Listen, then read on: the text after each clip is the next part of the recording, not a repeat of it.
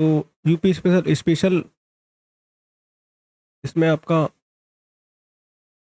लगभग जुलाई अगस्त तक का है। बाकी का जो एक दो मंथ का होगा वो हम लोग अलग कवर कर लेंगे। उत्तर प्रदेश का सलखन जीवाश्म पार्क यूनेस्को की अस्थायी सूची में, ये है कहाँ पर? तो याद रखना, उत्तर प्रदेश में सबसे ज़्यादा फॉरेस्ट रीजन कवर कहाँ पर है? सोनभद्र में। सोनभद्र में सलखन जीवाश्म पार्क को यूनेस्को की अस्थायी सूची में शामिल किया गया है। टेंटेटिव, तो यहाँ पर अस्थायी सूची में इसको शामिल किया गया है। किसको? सलखन जीवाश्म पार्क को। इम्पोर्टेंट है। जो विश्व धरोहर स्थल घोषित किए जाने की दिशा में प्रथम औपचारिक कदम है।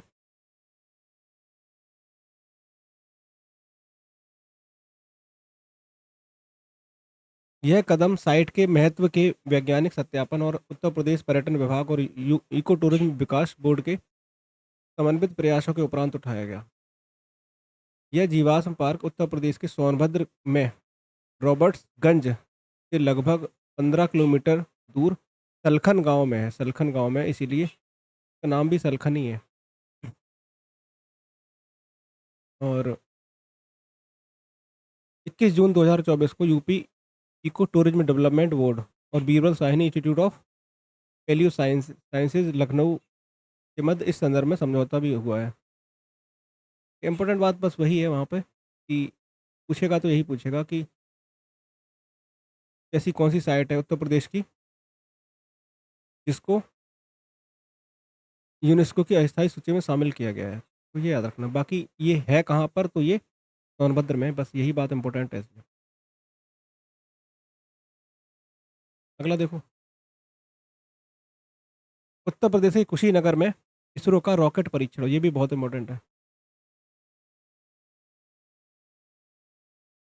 कुशीनगर में इसरो का रॉकेट परीक्षण स्थापित किया गया है। उत्तर प्रदेश के कुशीनगर जिले के तमकुहीराज तहसील में स्थित जंगलपट्टी गांव जंगलपट्टी गांव में 14 जून 2025 को भारतीय अंतरिक्ष अनुसंधान संगठन इसरो ने रॉकेट परीक्षण रॉकेट प्रक्षेपण का सफल परीक्षण किया है। इंपॉर्टेंट बात है, आपको याद रखना है। श्रीनगर जिला और तमकुहीराज तहसील और ये गांव का नाम जंगलपट्टी गांव, ये सब बातें याद रखनी है। ये तीनों बातें यहाँ पे इंपॉर्टेंट।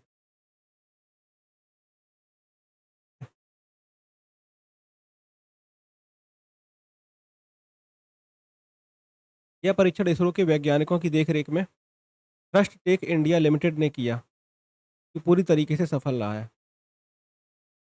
इसरो के वैज्ञानिकों ने किया है इसकी मॉनिटरिंग में, तो ये ट्रस्ट टेक इंडिया लिमिटेड, तो इसरो के वैज्ञानिकों की देखरेख में किया गया है। ट्रस्ट टेक इंडिया लिमिटेड ने किया है ये, याद रखना।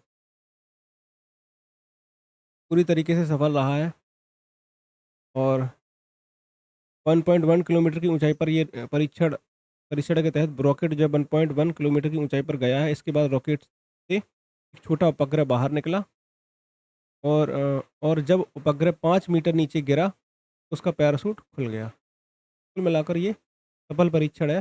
बस बात इंपॉर्टेंट यही है कि कुशीनगर में इसरो का रॉकेट परीक्षण हुआ है। और कुशीनगर में जिला तो ये हो गया, बाकी का तहसील और ये गांव का नाम याद रख लेना बस। बाकी इसमें कुछ भी इम्पोर्टेंट नहीं है। और हाँ, ये और देख लो, उत्तर प्रदेश में यह इसरो द्वारा किया गया पहला परीक्षण है। इससे पूर्व ऐसे परीक्षण अहमदाबाद में किए गए थे। ठीक है? यूपी में पहली बार किया गया परीक्षण है ये।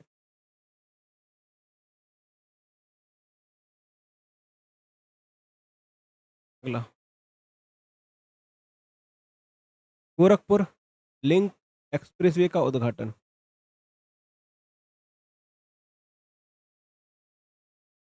तो मुख्यमंत्री योगी आदित्यनाथ ने 20 जून 2025 को आजमगढ़ में गोरखपुर लिंक एक्सप्रेसवे का उद्घाटन किया है। इम्पोर्टेंट बात है।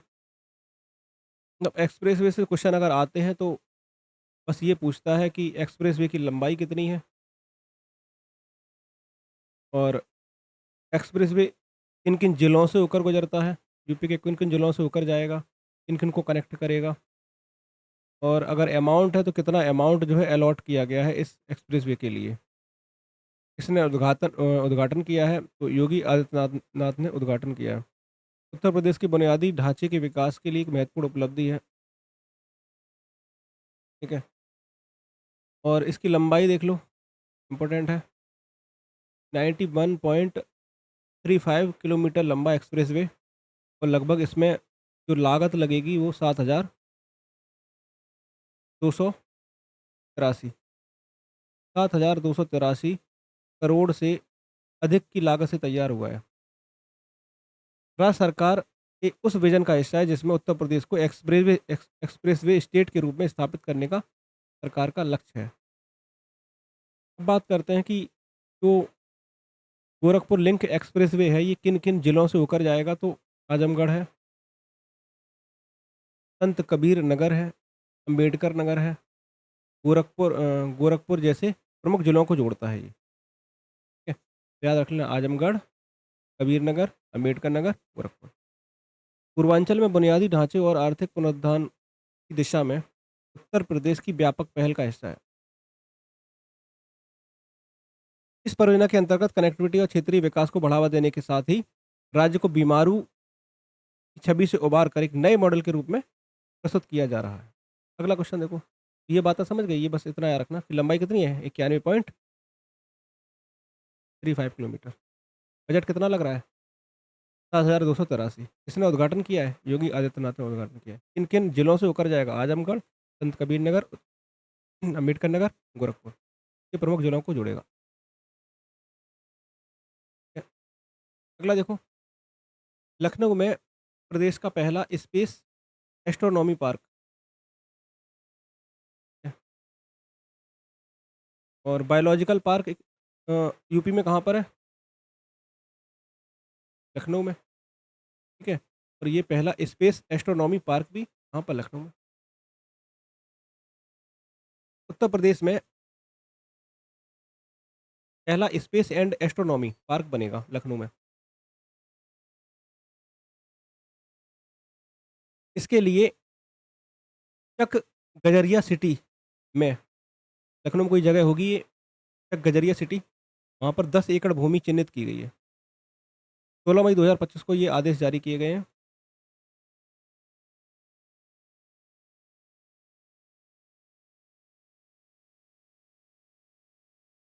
यह पार्क न सिर्फ लखनऊ के लिए नया शैक्षणिक पर्यटन स्थल बनेगा, बल्कि उत्तर भारत का पहला ऐसा विशिष्ट केंद्र होगा जो अंतरिक्ष, खगोल विज्ञान और विज्ञान की रोचक जानकारी आम लोगों तक पहुंचाएगा। पार्क को विकसित करने की जिम्मेदारी किसको दी गई है? तो उत्तर प्रदेश विज्ञान और प्रौद्योगिकी परिषद, ये इंपॉर्टेंट बात है। पार्क विकसित कौन करेगा? उत्तर प्रदेश विज्ञान प्रौद्योगिकी परिषद जिम्मेदारी होगी और एलडीए इसके लिए लगभग 10 एकड़ ज़मीन देगा और विशेषज्ञों की मदद ली जाएगी इसमें।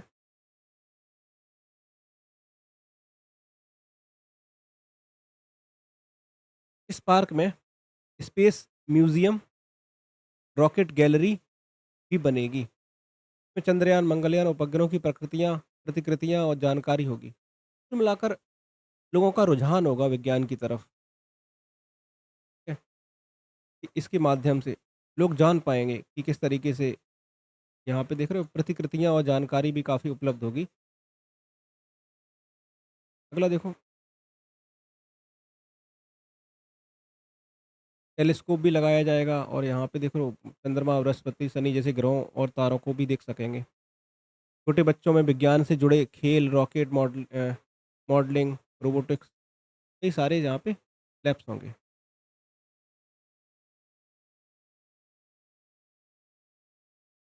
नेक्स्ट बात करते हैं लखनऊ को यूनेस्को क्रिएटिव सिटी नेटवर्क की गैस्ट्रोनॉमी श्रेणी में गैस्ट्रोनॉमी श्रेणी के लिए नामित किया गया? लखनऊ को ही चुना गया है। Creative city network. याद रखना, यूसीसीएन, यूनेस्को क्रिएटिव सिटी नेटवर्क, इसकी गैस्ट्रोनॉमी श्रेणी में नामित किया गया है। ये इसमें बात एक इम्पोर्टेंट है।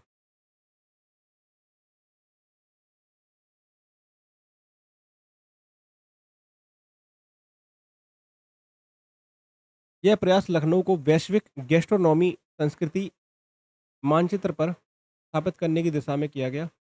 इस नामांकन का जो उद्देश्य है, उत्तर प्रदेश को UNESCO creative city of gastronomy का दर्जा दिलाना है।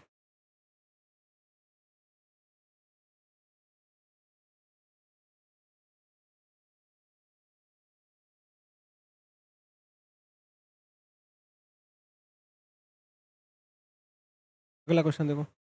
अगला है यहाँ पे, उत्तर प्रदेश नियोजन विभाग द्वारा 23-24 के लिए सकल जिला घरेलू उत्पाद के आंकड़े जारी हुए हैं। उत्तर प्रदेश की अर्थव्यवस्था में योगदान के मामले में पश्चिमी और पूर्वी उत्तर प्रदेश के बीच बड़ा अंतर है। अब सबसे ज़्यादा योगदान कौन देता है यूपी की इकोनॉमी में? तो इसमें अंतर है पश्चिमी और पूर्वी यूपी में।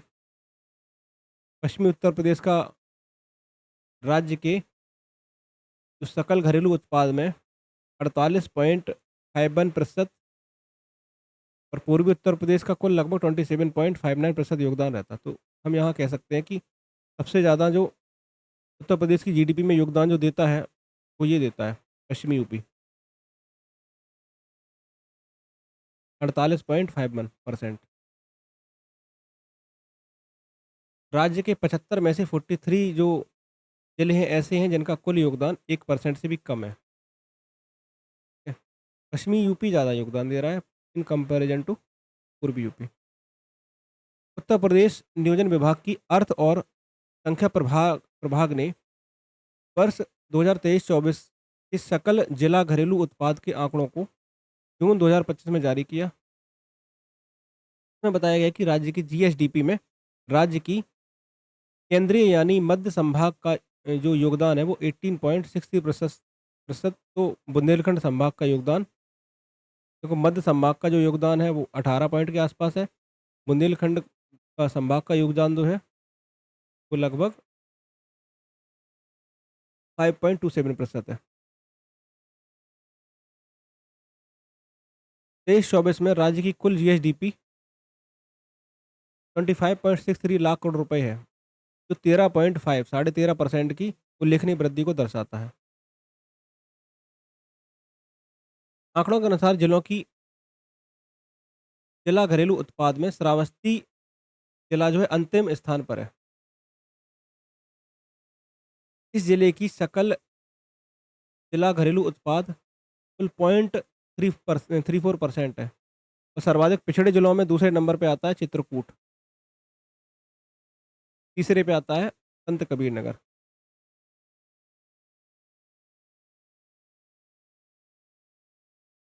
सबसे अंतिम स्थान श्रावस्ती का है, याद रखना। और वैसे भी सबसे कम लिटरेसी कहाँ पर है यूपी में, किस जिले में है? श्रावस्ती में ही है।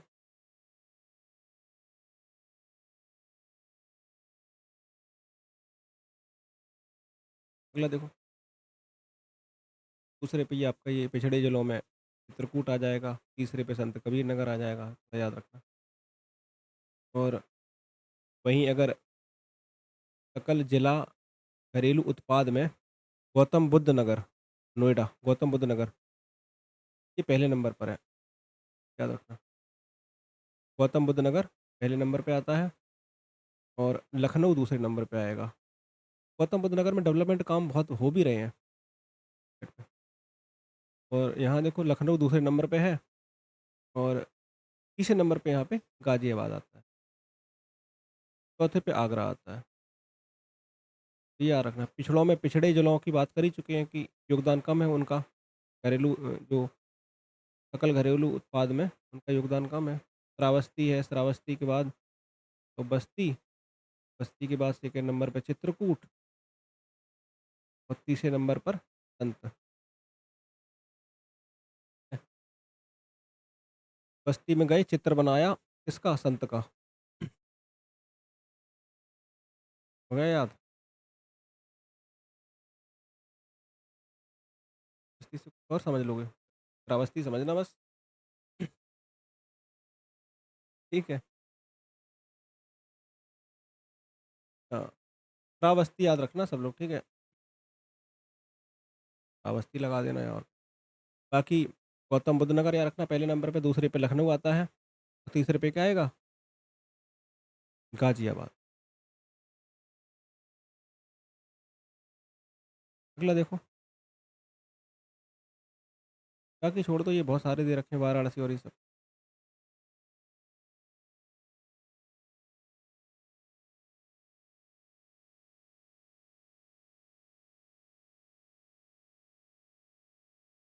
यहाँ देखो, यहाँ इन्होंने दे रखा है सकल जिला घरेलू उत्पाद वाले 3 जिले, गौतम बुद्ध नगर, लखनऊ, गाजियाबाद। और गाजियाबाद के बाद कौन सा है चौथे नंबर पे? आगरा। कानपुर कहाँ है? आगरा है ना? आगरा है ना चौथे? हाँ।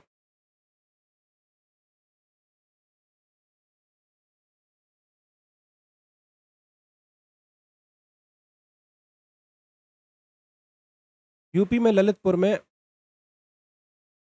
बल्क ड्रग फार्मा पार्क का निर्माण। यूपी के ललितपुर में। ललितपुर भी कई सारी चीज़ों के लिए जाना जाता है, खनिजों के लिए जाना जाता है। ललितपुर में यूरेनियम भी है। और बल्क ड्रग फार्मा पार्क का निर्माण भी हो रहा है, ये याद रखना। या कोई प्लास्टिक पार्क भी है, कुछ बन रहा है जो प्लास्टिक सिटी।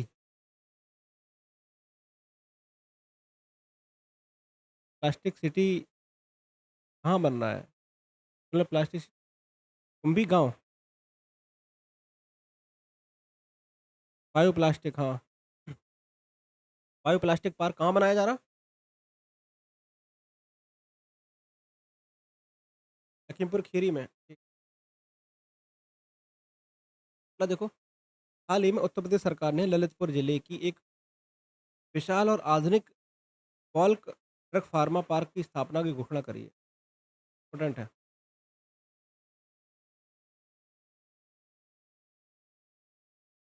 इसका उद्देश्य क्या है कि भारत को चीन पर निर्भरता से मुक्त करना और फार्मा सेक्टर में आत्मनिर्भर बनाना है।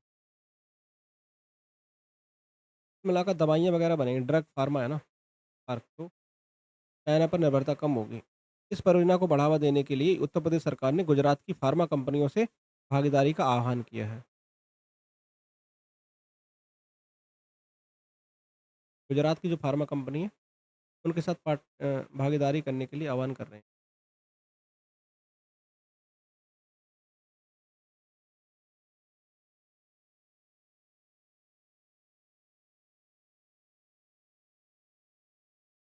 अगला देखो।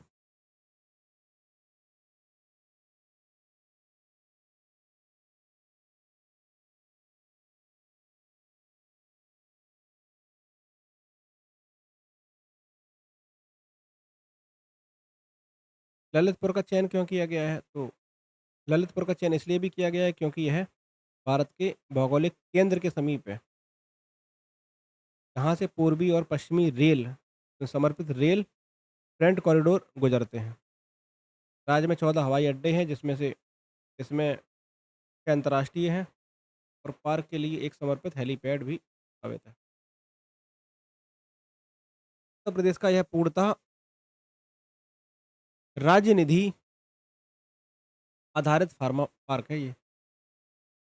पूरा पैसा राज्य सरकार दे रही है, राज्य सरकार के द्वारा ही किया जा रहा है। इसमें केंद्र सरकार की कोई धनराशि नहीं ली गई है, ये याद रखें। केंद्र सरकार का किसी तरीके से कोई भी इन्वॉल्वमेंट नहीं है। यूपीएसआईडीए ने फार्मा क्षेत्र में क्षमता निर्माण के लिए प्रमोट फार्मा नाम से एक सेक्शन 8 कंपनी की शुरुआत करी है। अगला देखो। पुलिस भर्ती में अग्निवीरों को 20% क्षैतिज आरक्षण। अग्निवीरों को 20% आरक्षण दिया जा रहा है, बस इतना ही याद रखना। पहली जंगल सफारी विस्टाडोम ट्रेन का शुभारंभ।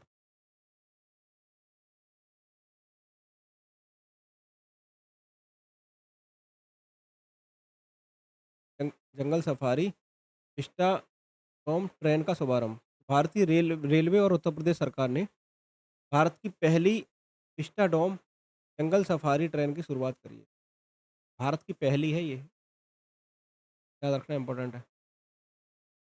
जंगल सफारी विस्टाडोम ट्रेन। यह ट्रेन कतर्निया घाट वन्यजीव अभयारण्य को दुधवा से जोड़ेगी। Dudhwa tiger reserve. इससे यात्रियों को उत्तर प्रदेश की जो समृद्ध बायोडायवर्सिटी है, जैव विविधता है, उसका अनुभव मिलेगा। और विस्टाडोम ट्रेन जो पहल है, उत्तर प्रदेश को इको टूरिज्म बोर्ड की एक गंतव्य 3 वन थीम का हिस्सा है, जिसका उद्देश्य दुधवा नेशनल पार्क, जो दुधवा राष्ट्रीय उद्यान है, कतर्निया घाट, किशनपुर वन्यजीव अभयारण्य को एक संयुक्त पर्यटन के रूप में विकसित। तो यहाँ पर्यटन को भी बढ़ावा मिलेगा, टूरिज्म को भी बढ़ावा मिलेगा। अगला देखो, सफर योजना। सफर में सफर योजना क्या है? तो 26 मई 2025 को उत्तर प्रदेश वन एवं वन्यजीव विभाग ने सफर योजना के लिए नाम से एक नई इको टूरिज्म पहल शुरू की है। तो इको टूरिज्म पहल है ये। नमस्कार, नमस्कार। तो यहाँ पर देखो, उत्तर प्रदेश वन और वन्यजीव विभाग ने बफर में सफर नाम से एक नई इको टूरिज्म पहल स्टार्ट की है, इम्पोर्टेंट है। लक्ष्य क्या है? बाघ अभयारण्यों के बफर क्षेत्रों में सतत और पर्यावरण अनुकूल पर्यटन को बढ़ावा देना।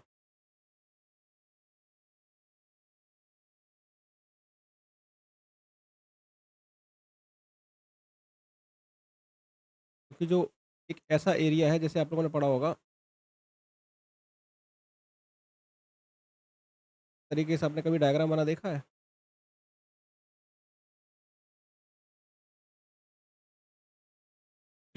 पूर है, ये बफर है ना? ये वही इन्होंने स्टार्ट किया है कि बफर में सफर सफर योजना। ये बहुत ही ज़्यादा सेंसिटिव एरिया होता है और यहाँ पर पर्यटकों को बढ़ावा देने के लिए सतत और पर्यावरण अनुकूल होना चाहिए, किसी तरह से एनिमल्स हैं, जो बायोडायवर्सिटी है, वो प्रभावित ना हो। उद्देश्य क्या है? स्थानीय समुदायों को पर्यटन क्षेत्र में प्रशिक्षण और रोजगार के अवसर प्रदान करना, क्योंकि उस एरिया में जो लोग रह रहे हैं उनको रोजगार भी मिलेगा। साथ ही जैव विविधता संरक्षण को समुदाय के नेतृत्व में प्रोत्साहित करना।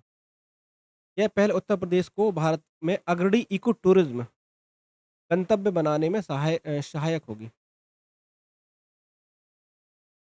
पर्यटन संरक्षण और स्थानीय रोजगार का एकीकृत दृष्टिकोण आर्थिक विकास के लिए पारिस्थितिकी स्थिरता को संतुलित करने के अन्य राज्यों के लिए भी एक मॉडल बन सकता है।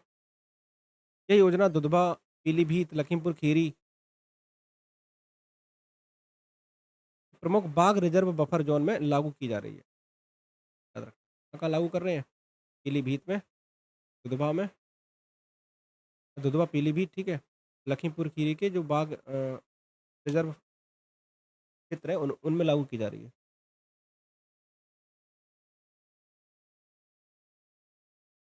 दुधवा टाइगर रिजर्व में एक आधुनिक सूचना केंद्र स्थापित किया गया है, जो आगंतुकों को क्षेत्र की वनस्पतियों, जीव जंतुओं और संरक्षण प्रयासों की शैक्षिक जानकारी भी प्रदान करेंगे। सूचना केंद्र भी बनाया जा रहा है, ताकि जो गंतव्य जाएंगे वहाँ पर घूमने के लिए उनको जानकारी भी दी जाएगी। अगला देखो, कुछ प्रोडक्ट हैं जिनको जीआई टैग दिया गया है, जैसे बनारसी शहनाई और बनारसी तबला। बनारसी साड़ी को आई थिंक पहले ही दिया जा चुका है जीआई टैग, है ना?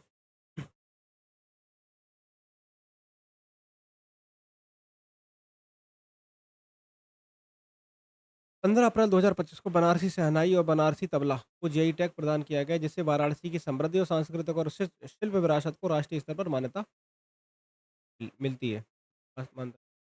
ये बनारसी शहनाई का याद रख लेना। पारंपरिक सुशिर वाद्य यंत्र है, जिसकी जड़ें बनारस घराने से जुड़ी हुई हैं। अब यूपी स्पेशल में ये बहुत इंपॉर्टेंट रहता है। उस्ताद बिस्मिल्ला खां शहनाई के मामले में इनको जाना जाता है काफ़ी। उस्ताद जो बिस्मिल्ला खां हैं, शहनाई वादक हैं और किस घराने से हैं ये भी याद रख सकते हो आप। हुँ, मतलब क्या बिहार से थे ये? बक्सर से? हाँ, ठीक। और ये बनारस घराने से हैं।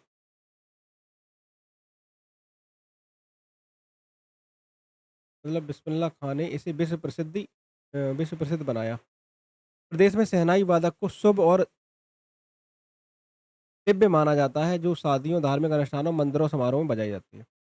तबला की बात करते हैं तो तबला घराना जिसे पूरब घराना के नाम से भी जाना जाता है।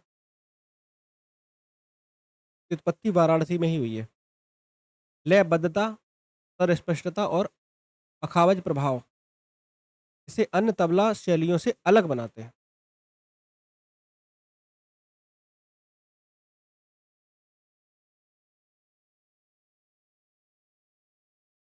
कथक नृत्य के साथ विशेष रूप से संगत किया जाता है नृत्य।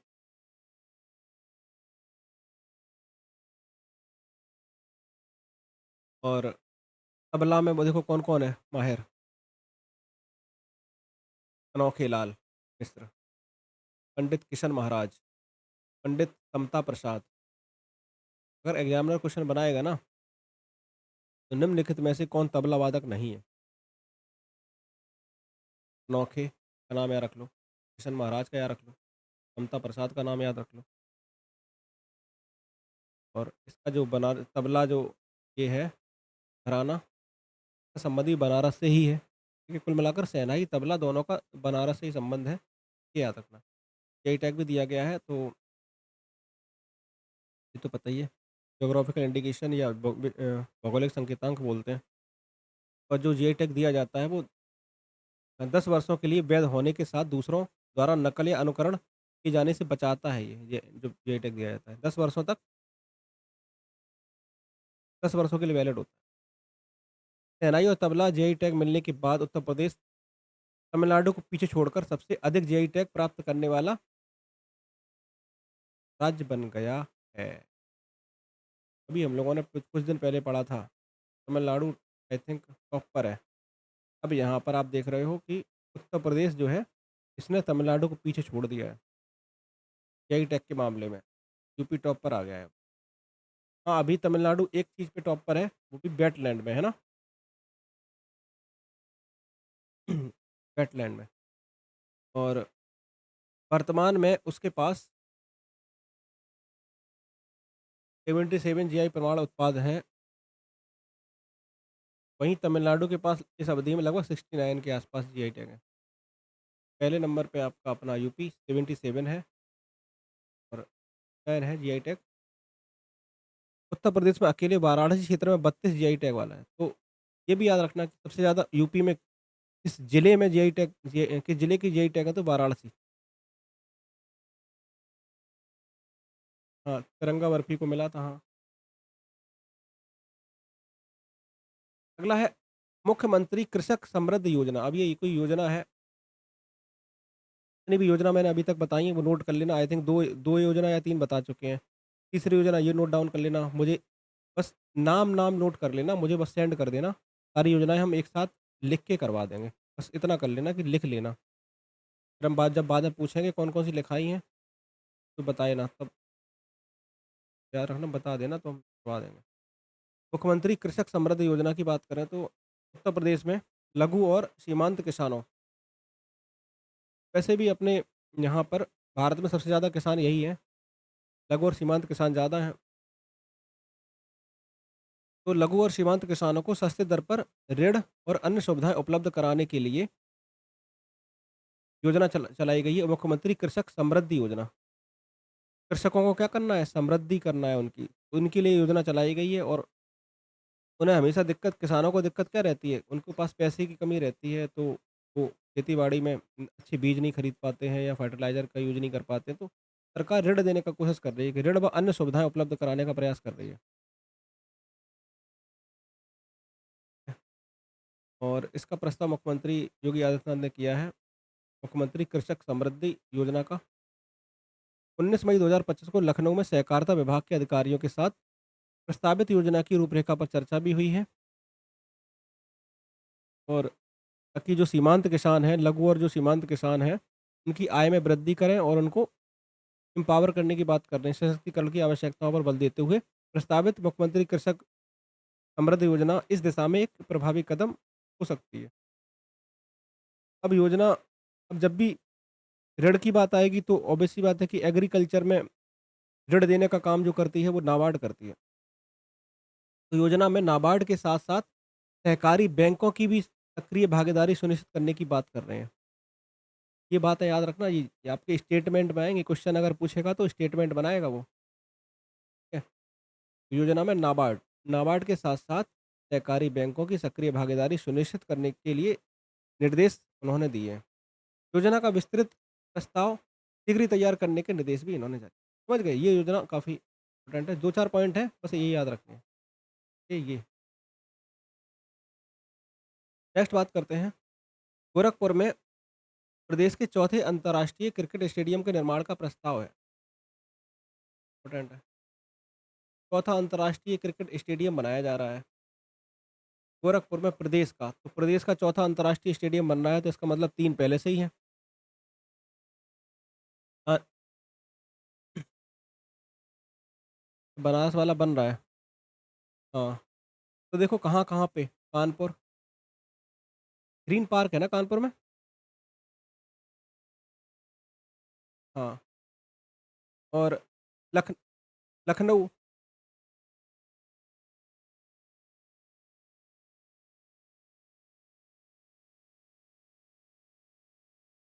और कानपुर है, लखनऊ है, बनारस है, निर्माणाधीन है और एक गोरखपुर हो जाए। कुल मिलाकर अपने यूपी में 4 अंतर्राष्ट्रीय क्रिकेट स्टेडियम हो जाएँगे, ठीक है?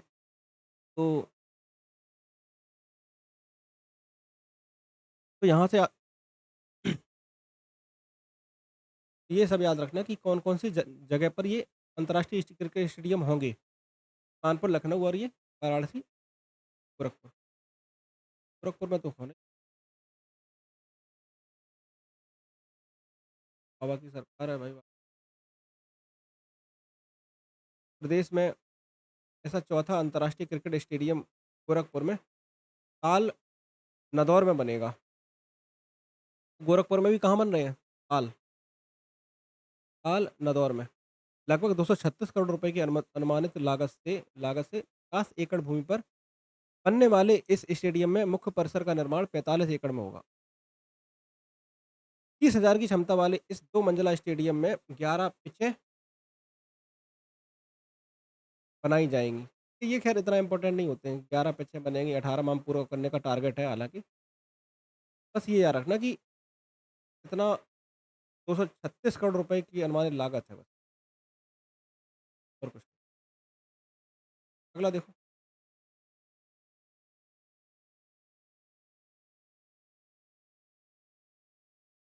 अगला देखा है,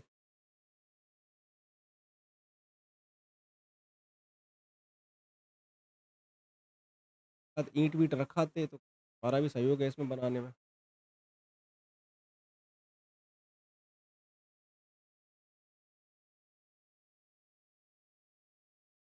तो मैचेज़ देखा है कभी स्टेडियम में जाके?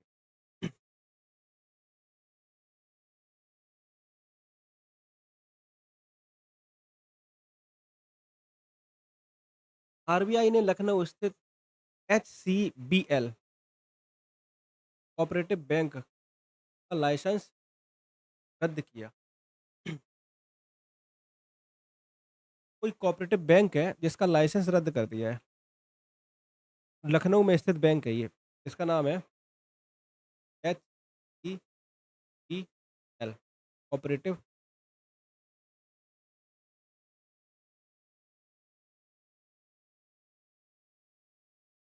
आरबीआई की विज्ञप्ति में कहा गया था कि जो ये कोऑपरेटिव बैंक है, बैंकिंग बैंकिंग विनियमन अधिनियम 1949 की कुछ धाराओं की आवश्यकताओं का पालन नहीं कर रही है या विफल रही है, तथा बैंक का चलते रहना इसके जमाकर्ताओं के हित में नहीं था। इसी के साथ ही बैंक के पास पर्याप्त पूँजी और कमाई की संभावनाएँ भी नहीं है। बैंक तो तभी चलेगी, उसके पास पर्याप्त पूँजी होगी, नहीं तो बैंक करप्ट हो जाएगी, तो दिक्कत किसे आएगी? दिक्कत जो जमाकर्ता हैं उनको आएगी। और बस यही सब बातें हैं। रीज़न पता चल ही गया है, कौन-सी बैंक है ये भी पता चल गया है। किसने किया है? आरबीआई ने किया है, तो आरबीआई के पास ही ये पावर है। अगला क्वेश्चन देखो।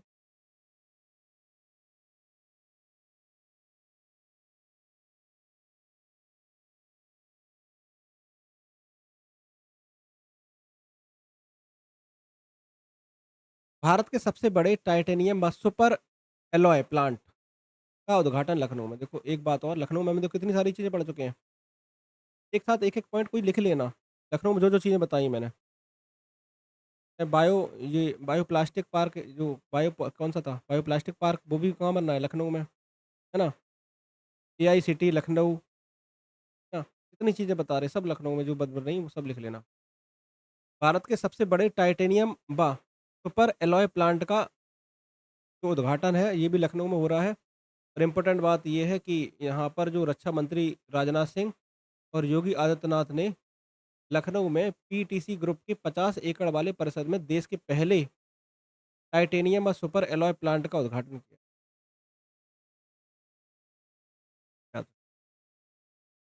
का उद्घाटन रक्षा मंत्री ने और योगी आदित्यनाथ ने यहाँ पे किया, मुख्यमंत्री ने।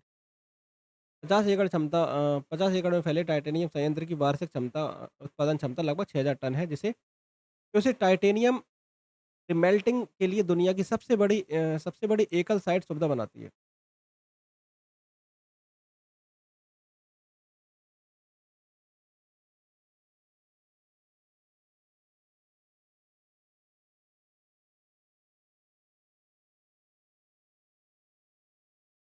देखो,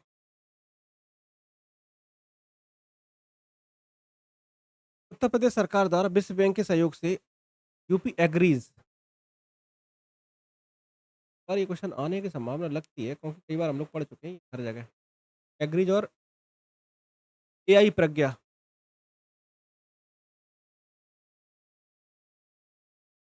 पहल की शुरुआत हुई है। ये उत्तर प्रदेश सरकार द्वारा विश्व बैंक के सहयोग से, किसके सहयोग से? विश्व बैंक के। हो सकता है वहाँ पर आपको आईएमएफ दे दे या कोई दूसरी बैंक दे दे, तो याद रखना यहाँ वर्ल्ड बैंक है। तो उत्तर प्रदेश सरकार वर्ल्ड बैंक के सहयोग से जो है यूपी एग्री और एआई प्रज्ञा पहल की शुरुआत की है। UP agrees Uttar Pradesh agriculture growth and rural enterprise ecosystem strengthening और एआई प्रज्ञा पहल की शुरुआत की है। इस पहल का उद्घाटन योगी आदित्यनाथ ने विश्व बैंक के जो अध्यक्ष हैं अजय बग्गा द्वारा लखनऊ में किया गया। ठीक है? उद्घाटन किया है योगी आदित्यनाथ ने। वर्ल्ड बैंक के जो अध्यक्ष अजय बग्गा है, आदित्यनाथ और दोनों ने किया है, ये वर्ल्ड बैंक के अध्यक्ष अजय बग्गा द्वारा लखनऊ में किया गया है। ठीक है? यूपी एग्री योजना क्या है? उद्देश्य क्या है इसका? उद्देश्य पूर्वांचल और बुंदेलखंड, ध्यान रखना, ये पूर्वांचल और बुंदेलखंड के 28 जिलों में कृषि में क्रांति लाना। पूर्वांचल में और बुंदेलखंड में 28 जिलों में क्या लाना है? कृषि में क्रांति लाना है और महिलाओं की 30% हिस्सेदारी के साथ लगभग 10 लाख किसानों को लाभ पहुंचाना है। ये बहुत आंकड़े बहुत इंपॉर्टेंट है। 30% हिस्सेदारी के साथ 10 लाख किसानों को लाभ पहुंचाने की कोशिश की जाएगी, यहाँ पे लाभ पहुंचाना है, टारगेट है ये।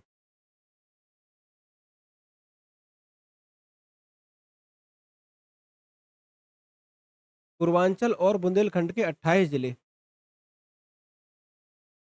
इन दोनों को मिला के आई थिंक 28 हैं, 21 हैं ये, इसके शायद है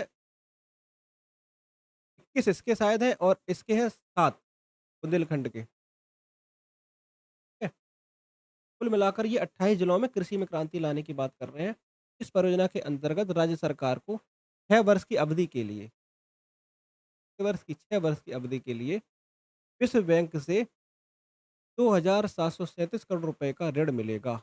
क्या रखना 27-37 वर्ल्ड बैंक से कितने अवधि के लिए? 6 वर्ष की अवधि, 27-37 करोड़ का ऋण मिलेगा। इसका प्रत्यक्ष लाभ किसानों, किसान संगठनों, मछुआरों और कृषि आधारित जो एमएसएमईज़ हैं, उनको प्राप्त होगा।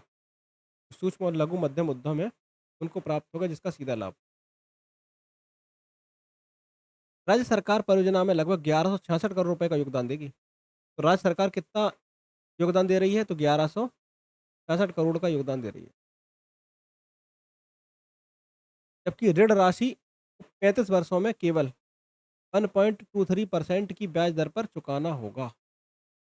35 वर्षों में चुकाना है और ब्याज दर है 1.23%।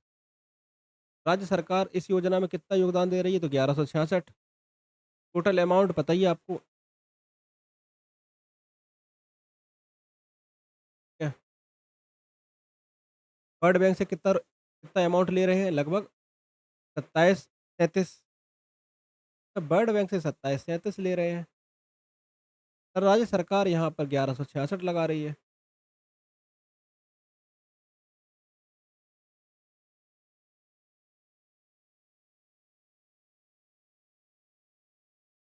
नहीं कुछ है क्या? 4,000 करोड़ रुपए के आसपास था शायद। टोटल अमाउंट कितना था? चेक करना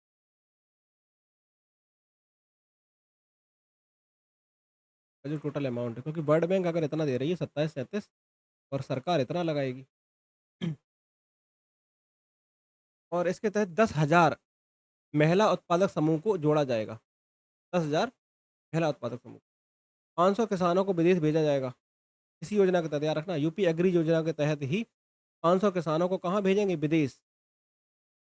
वहाँ पे जाओ, आधुनिक पद्धति सीख के आओ। आधुनिक तकनीकी प्रशिक्षण ट्रेंड उन्हें किया जाएगा। यह योजना पूर्वी उत्तर प्रदेश के 21 और बुंदेलखंड के 7 जनपदों में लागू की जाएगी। बात यहाँ लिखी। प्रज्ञा की बात करते हैं। तो इस पहल के तहत के अंतर्गत राज्य सरकार का लक्ष्य जो है 10 लाख, कितने? 10 लाख युवाओं को आर्टिफिशियल इंटेलिजेंस, कृत्रिम बुद्धिमत्ता तथा अन्य उभरती डिजिटल प्रौद्योगिकी में प्रशिक्षित करना है। इनको भी जो युवा हैं, उनको भी ट्रेंड करेंगे। एआई और अन्य उभरती डिजिटल प्रौद्योगिकी के माध्यम से इनको ट्रेंड किया जाएगा, प्रशिक्षित किया जाएगा। यही प्रज्ञा।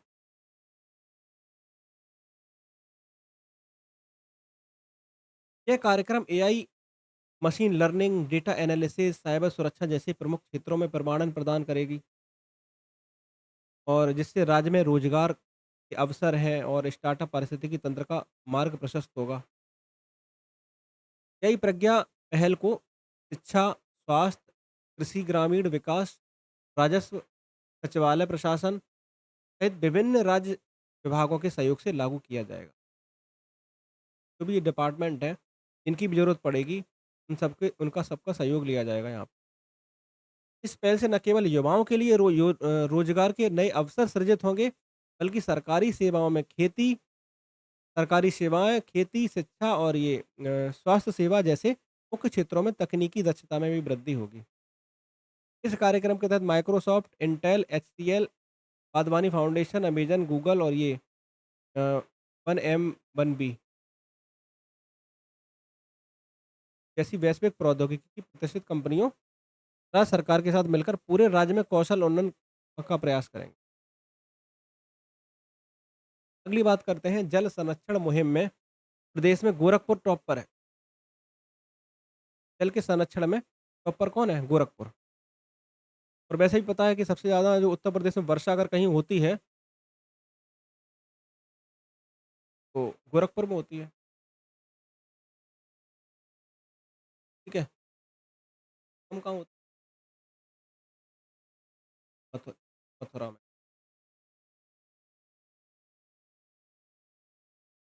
जल संरक्षण के लिए चलाए जा रहे अमृत सरोवर निर्माण की पहल में गोरखपुर प्रदेश में शीर्ष पर है। ऋषभ इसके बारे में ढूँढ लेना सब कुछ। अमृत सरोवर योजना क्या है? ये अमृत सरोवर क्या है? ये इसके बारे में, ठीक है? अमृत सरोवर पहल के तहत जो है गोरखपुर यहाँ पर टॉप पर है, शीर्ष पर है। और अभी तक प्रदेश में 16,000 से अधिक अमृत सरोवर का निर्माण किया गया है। मतलब तालाब वगैरह बनाए जा रहे होंगे जिलों में, ताकि पानी को कंज़र्व किया जा सके। बरसात का पानी है उसको जो है कंज़र्व कर सकें, इसी के लिए जो है ये चला है। 16,000 से अधिक अमृत सरोवर का निर्माण किया गया है। 16,000 अमृत सरोवर में सर्वाधिक 735 अमृत सरोवर गोरखपुर में बनाए गए और इस मामले में 600 से अधिक सरोवर महाराजगंज दूसरे नंबर पर आ गया है और तीसरे नंबर पर प्रयागराज। देखो ये बहुत इंपॉर्टेंट डाटा है। सबसे ज़्यादा अमृत सरोवर बनाए गए कहाँ? गोरखपुर में, ठीक है। सेकंड नंबर पे अमृत सरोवर सबसे ज़्यादा कहाँ बनाए गए हैं? महाराजगंज। तीसरे पर है प्रयागराज। ये महाराज है, ये प्रयागराज है, और ये गोरखपुर है। प्रदेश सरकार ने 2022 में मिशन अमृत सरोवर योजना की शुरुआत किया था। ये भी इम्पोर्टेंट है कि मिशन अमृत सरोवर योजना शुरुआत कब हुई है? तो 2022 में शुरुआत हुई है। मोटिव भी पता चल गया, पानी को कंज़र्व करना है, ठीक है। किसके माध्यम से? अमृत सरोवर के माध्यम से। टॉप पर कौन है? गोरखपुर। सेकंड पे कौन है? महाराजगंज। तीसरे पर कौन है? प्रयागराज है, ठीक है। सारी बातें तो पता चली गई हैं। अब यहाँ से स्टार्ट होता है उत्तर प्रदेश का बजट। और उत्तर प्रदेश का बजट अभी इसमें नहीं करेंगे, अलग से करेंगे और इसके आगे चलते हैं।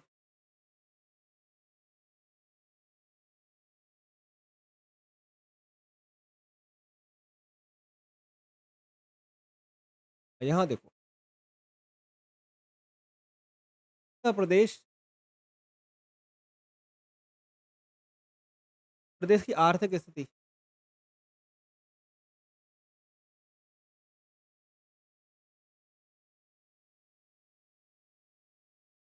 नीति आयोग द्वारा वित्तीय वर्ष 14-15 से लेके 22-23 की अवधि के लिए राज्यों की राजकोषीय स्थिति के संबंध में एक रिपोर्ट जारी हुई है।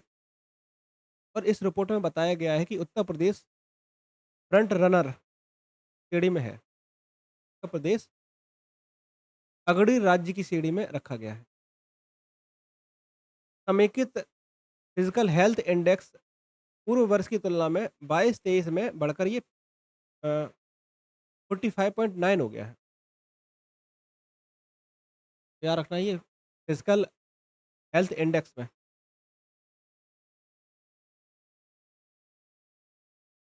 आरबीआई द्वारा राज्यों के बजट के संबंध में वित्तीय वर्ष 24-25 में प्रकाशित अध्ययन रिपोर्ट के अनुसार देश के सभी राज्यों की स्वयं की कर प्राप्तियों में उत्तर प्रदेश का हिस्सा जो है 22-23 और 23-24 और 24-25 में क्रमशः कर प्राप्ति की बात कर रहे हैं ये।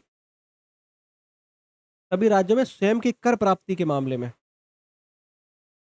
खुद का जो टैक्स है कलेक्ट करने के मामले में यहाँ पर देखो 22-23 में लगभग 9.9%, फिर ये 10.5% हुआ, फिर ये 11.6% रहा है। तो सबसे ज़्यादा टैक्स के माध्यम से या कर के माध्यम से रेवेन्यू कलेक्ट करने के मामले में जो टॉप पर है वो है महाराष्ट्र। स्वयं के कर को इकट्ठा करके या कर प्राप्त करने के मामले में सबसे ज़्यादा महाराष्ट्र टॉप पर है। सेकंड नंबर पे आता है अपना यूपी। इस अवधि में सकल राज्य घरेलू उत्पाद के प्रतिशत के रूप में सभी राज्यों का विकास व्यय क्रमशः लगभग 10.9 या 11.9 या 12% रहा है, जबकि उत्तर प्रदेश में यह औसतन लगभग 16.7% रहा है। ये याद रख लो बस, क्योंकि 22-23 से बता रखा है। 22-23 में लगभग इतना था, 23-24 में ये इतना है, 24-25 में इतना है। 24-25 का याद रख लो। औसतन जो लगभग विकास व्यय है वो ये है औसतन यूपी का। कि अन्य राज्यों का इन्होंने ये बता दिया है, कुछ एवरेज बताया है कि अगला देखो, उत्तर प्रदेश की अर्थव्यवस्था की जीएसडीपी मात्र 12.89 लाख करोड़ रुपए के स्तर पर थी और 24-25 में दुगना होकर लगभग इतने करोड़ रहने का और 25-26 में लगभग 30.7 लाख करोड़ रुपए तक पहुँचने का अनुमान है, जीएसडीपी में, ठीक है? उत्तर प्रदेश की अर्थव्यवस्था में जीएसडीपी का जो योगदान है, वो लगभग इतने लाख करोड़ रुपए का अनुमान 25-26 तक पहुँचने का अनुमान है, ठीक है? अगला देखो, प्रदेश में विकास दर के में वृद्धि करने वाले राज्यों में अब अग्रणी स्थान पर है, विकास दर में वृद्धि करने के मामले में। राष्ट्रीय जीएसडीपी की वृद्धि दर 9.6% थी, जबकि प्रदेश की वृद्धि दर कितनी है? 11 पॉइंट। तो अपनी उत्तर प्रदेश की जो वृद्धि दर है, वो राष्ट्रीय जीडीपी की वृद्धि दर से भी ज़्यादा है। राष्ट्रीय वृद्धि दर जो है, राष्ट्रीय जीडीपी वृद्धि दर जो है, वो 9.6% बता रहे हैं ये। और जबकि उत्तर प्रदेश की जो प्रदेश की वृद्धि दर है, वो 11.6, लगभग 2% के आसपास, 2% ज़्यादा है। वित्तीय वर्ष 16-17 में प्रदेश की प्रति व्यक्ति आय लगभग 52,671 रुपए थी। मतलब 16-17 में शिवांशु 52,671 रुपए कमाते थे। पता नहीं, मात्र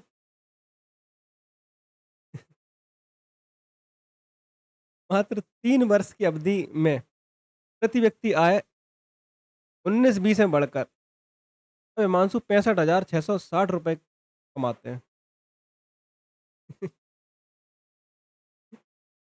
ठीक है? और अब 23-24 में बढ़कर ये बढ़ती चली जा रही है 93,514।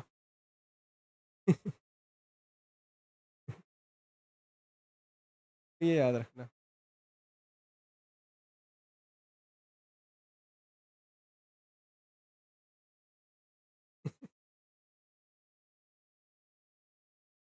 ठीक है? कुल मिलाकर इन्होंने बता दिया प्रति व्यक्ति आय 93,514, आपको ये याद करना है, ये इम्पोर्टेंट है।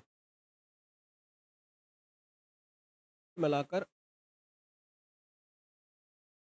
देखो, ये बोल रहे हैं वित्तीय वर्ष 24-25 जो 23-24 का इतना है।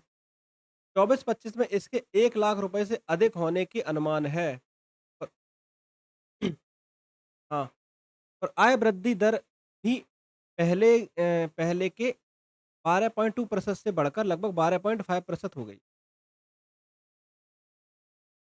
ये आंकड़े बहुत इंपॉर्टेंट हैं और ये 100% यहाँ से क्वेश्चन बनेगा।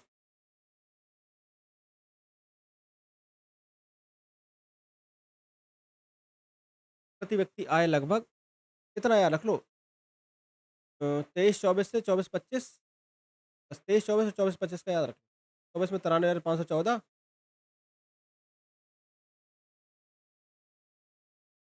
अरे हम वीडियो डालते नहीं इसीलिए हम अनलिस्टेड कर देते हैं, आप लोगों के अलावा कोई देख ही नहीं पाएगा।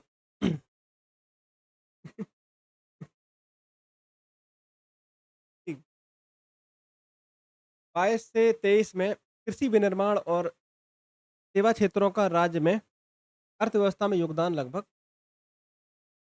24%, 30 और 36%, 36% के आसपास याद रखो। भारतीय स्टेट बैंक की रिपोर्ट के अनुसार भारत को विश्व की तीसरी सबसे बड़ी अर्थव्यवस्था के स्तर पर पहुंचने में उत्तर प्रदेश की काफ़ी महत्वपूर्ण भूमिका है। ठीक है? विश्व की तीसरी सबसे बड़ी अर्थव्यवस्था पहुंचने में। अब बिहार स्पेशल पढ़ो तो बिहार वाले कहते हैं कि भारत को जो है इकोनॉमी में बिहार का बहुत बड़ा योगदान है। अरे हम लोग यूपी स्पेशल पढ़ते हैं तो यूपी में बोल रहे हैं कि विश्व की तीसरी इकोनॉमी बनाने में यूपी का योगदान है।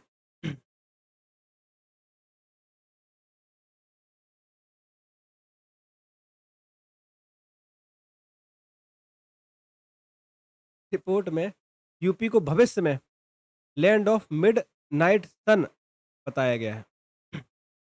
भविष्य में लैंड ऑफ मिडनाइट सन बताया गया है, जो दर्शाता है कि प्रदेश विकास के पथ पर अग्रसर है। और उत्तर प्रदेश प्रतिवर्ष 2 लाख करोड़ रुपए से अधिक का निर्यात कर देश के कुल निर्यात में लगभग 11% हिस्सेदारी रखता है, कुल निर्यात में।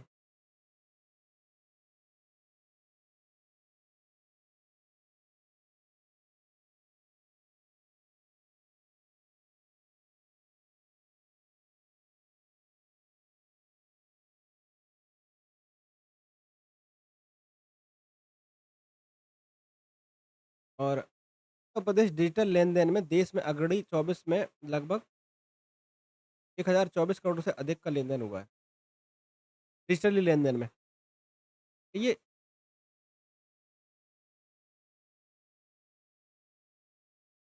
अपनी इनकम देखनी है, देखो तुम्हारी ये इतनी थी 93,514 1 लाख रुपए हो गई, ठीक है? तो अगला अनुमान लगाओ बस अपना, इमेजिन करो।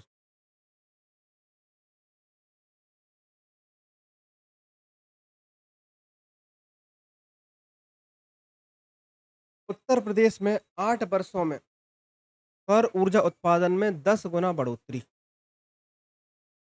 8 सालों में सौर ऊर्जा उत्पादन में 10 गुना बढ़ोतरी हुई है, 8 वर्षों में।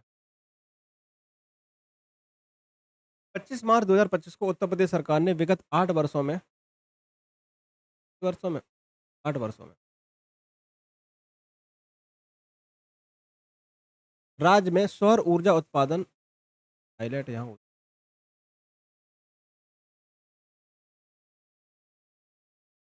हटेगा नहीं।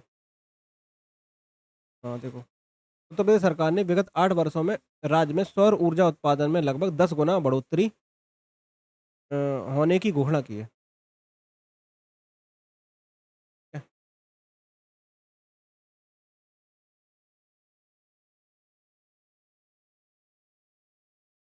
2017 में सौर ऊर्जा की कुल स्थापित क्षमता लगभग 288 मेगावाट थी। अब जो है लगभग ये बोल रहे हैं कि 8 वर्षों में 10 गुना बढ़ोतरी की घोषणा करी है। नवीन और नवीनीकरण ऊर्जा विकास अभिकरण ने इसकी घोषणा वर्तमान सरकार के 8 वर्ष पूरे होने के उत्सव के दौरान करी है। वर्तमान में राज्य में सौर ऊर्जा की कुल स्थापित क्षमता 2,653 मेगावाट हो गई। सौर ऊर्जा नीति 2022 में 5 वर्षों के दौरान लगभग 22,000 मेगावाट ऊर्जा उत्पादन का लक्ष्य, 5 वर्षों में 22,000 मेगावाट टारगेट रखा। अगला देखो अंतर्देशीय जल परिवहन का नया क्षेत्रीय कार्यालय वाराणसी में इम्पोर्टेंट बहुत ज़्यादा। अंतर्देशीय जल परिवहन नया क्षेत्रीय कार्यालय यहाँ पर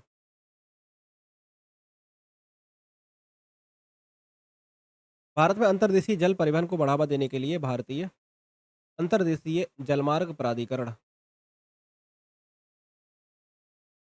अंतर्देशीय जलमार्ग प्राधिकरण ने एक महत्वपूर्ण कदम उठाते हुए वाराणसी में एक नया क्षेत्रीय कार्यालय स्थापित किया।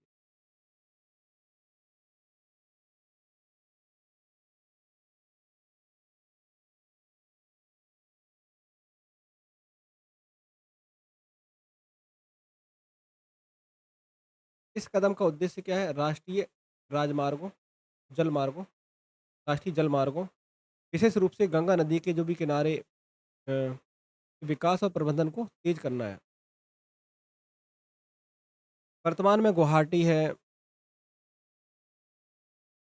पटना है, कोच्चि, भुवनेश्वर, कोलकाता, वाराणसी में 6 क्षेत्रीय कार्यालय हो गए हैं, मिला के सब में। कुल 6 क्षेत्रीय कार्यालय हो गए हैं। इसके आईडब्ल्यूएआई,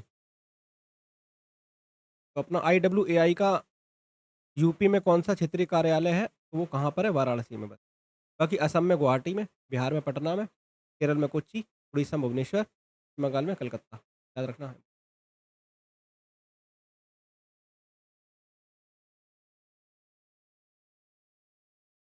तट पर कौन-कौन से हैं? तट पर ये केरला वाला, ओडिशा वाला और पश्चिम बंगाल वाला तट पर है। वाराणसी एक प्रमुख नदी तटीय शहर और धार्मिक पर्यटन का केंद्र होने के नाते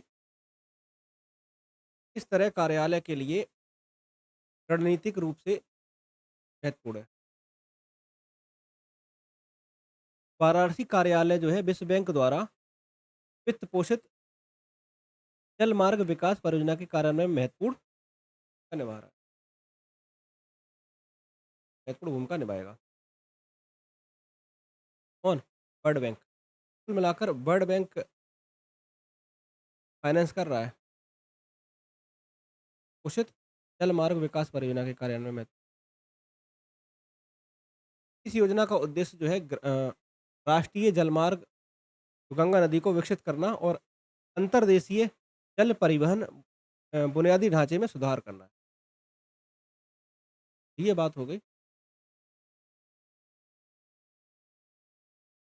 नेक्स्ट देखो, धनौरी वेटलैंड काफ़ी इंपॉर्टेंट है। धनौरी वेटलैंड उत्तर प्रदेश में अभी तक जो वेटलैंड्स हैं वो 10 हैं। हालांकि इसको वेटलैंड के रूप में बनाने का निर्देश दिया गया है कि इसको और बेहतर करो ताकि ये वेटलैंड में शामिल हो जाए। तो जनवरी 2025 में एनजीटी नेशनल हरित न्यायाधिकरण एनजीटी की स्थापना कब हुई है? 2010 में। उत्तर प्रदेश सरकार को धनौरी वेटलैंड के रूप में अधिसूचना के बारे में एक विस्तृत रिपोर्ट प्रदान करने का निर्देश दिया है। धनौरी जलाशय या ये वेटलैंड है वो जेवर एयरपोर्ट के पास है, गौतम बुद्ध नगर में है, ये याद रखना। धनौरी वेटलैंड कहाँ पर है? गौतम बुद्ध नगर में। धनौरी वेटलैंड गौतम बुद्ध नगर जिले, उत्तर प्रदेश के जेवर एयरपोर्ट के पास स्थित है। ये विभिन्न पक्षी प्रजाति या लुप्तप्राय सारस क्रैन भी शामिल है यहाँ पे देखने को मिलेंगे। और उत्तर प्रदेश सरकार धनौरी वेटलैंड को अधिसूचित करने की प्रक्रिया में है, लेकिन एनजीटी ने इस प्रक्रिया में देरी पर चिंता व्यक्त की है। लगभग इसका जो एरिया है धनौरी वेटलैंड का लगभग 112.89 हेक्टेयर के आसपास। ये देखो, उत्तर प्रदेश का पहला बायोपॉलीमर प्लांट, ये हम लोग अभी कई बार डिस्कस कर चुके हैं। तो देश का पहला बायोपॉलीमर प्लांट कहाँ पे बनाया जा रहा है? लखीमपुर खीरी, कुंभी में। ठीक है। तो मुख्यमंत्री योगी आदित्यनाथ ने लखीमपुर खीरी जिले के कुंभी में भारत के पहले बायोपॉलीमर प्लांट की आधारशिला रखी है। बायोपॉलीमर प्लांट जो है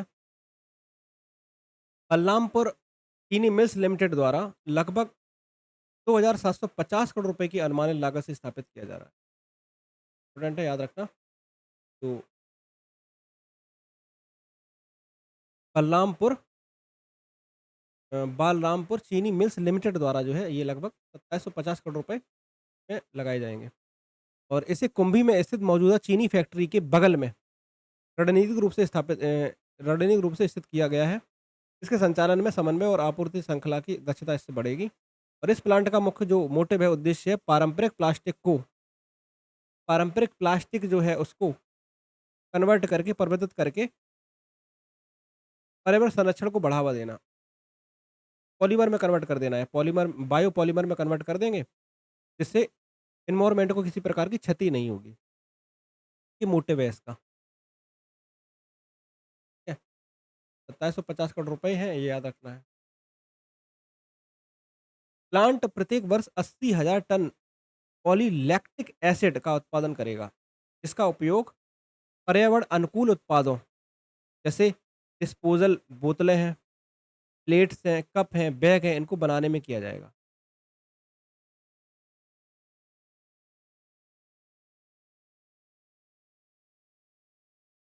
अगला, यह उत्पाद जैव अवक्रमणीय होते हैं और 3 से 6 महीने के भीतर विघटित हो जाते हैं। जो उत्पाद हैं ये बनाए जाएँगे, ये 3 से 6 महीने में अपने आप ही डिज़ॉल्व हो जाते हैं, खत्म हो जाते हैं, विघटित हो जाते हैं। अगला देखो, लखनऊ में ब्रह्मोस मिसाइल का निर्माण आरंभ। ब्रह्मोस मिसाइल का निर्माण आरंभ कहाँ पर? रक्षा मंत्री राजनाथ सिंह ने घोषणा करी है इसकी। लखनऊ में ब्रह्मोस मिसाइल का निर्माण शुरू हो जाएगा। तो ये ब्रह्मोस मिसाइल कौन-कौन देशों ने मिलके बनाई थी? रशिया और इंडिया की जॉइंट दोनों का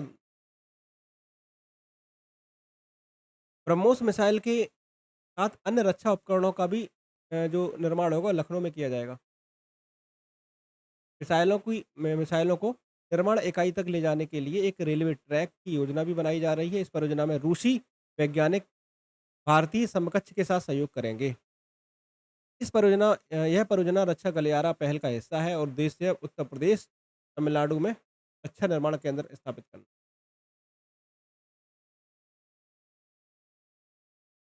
ये आपका यूपी स्पेशल अभी यहाँ तक रखा और क्वेश्चंस करेंगे अभी हम लोग।